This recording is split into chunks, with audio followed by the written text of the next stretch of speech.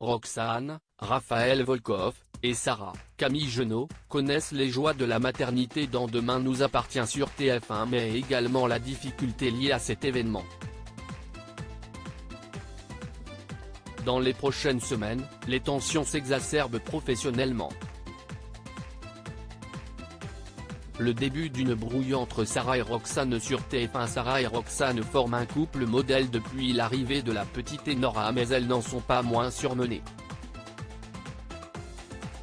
Si, dans les premiers temps, la mère de la policière est venue soulager la pression qu'elles avaient en gardant la fille et que Bart en a fait de même, les difficultés s'amoncellent, car Sarah est dans la difficulté sur le plan professionnel.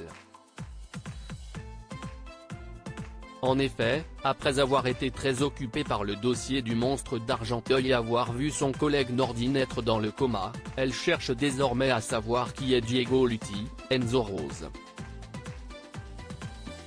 Récemment, elle a été rembarrée par Karim alors qu'il débriefait avec l'équipe sur ce dossier. Par ailleurs, comme les intrigues s'étalent sur plusieurs semaines dans le feuilleton de TF1, il est à remarquer que Sarah a également trouvé le comportement de sa femme déplacé lorsqu'elle cherchait absolument à savoir si Bart et Adèle avaient concrétisé leur bonne entente. Elle lui reprochait, avec humour et sans aucune animosité pour le moment, l'énorme investissement pour tenter d'aider Bart à être en couple avec Adèle. Une décision primordiale est prise dans Demain nous appartient. Sarah a aussi tenté d'aider cette union en demandant un portrait de famille, qu'elle aime d'ailleurs beaucoup, à la jeune artiste peintre. Ce dernier ne plaît pas à Roxane qui pourrait ne pas vouloir l'accrocher dans leur foyer. Si les disputes entre les deux mères restent pour l'instant bon enfant, un mensonge de Roxane fait prochainement enrager Sarah. De plus, Roxane va devoir se séparer d'Enora. S'agit-il d'une séparation provisoire? Va-t-elle la confier à la mère de Sarah afin d'apaiser son couple? Dans tous les cas, Bart, Hector Langevin, pourrait rester hors de cette problématique.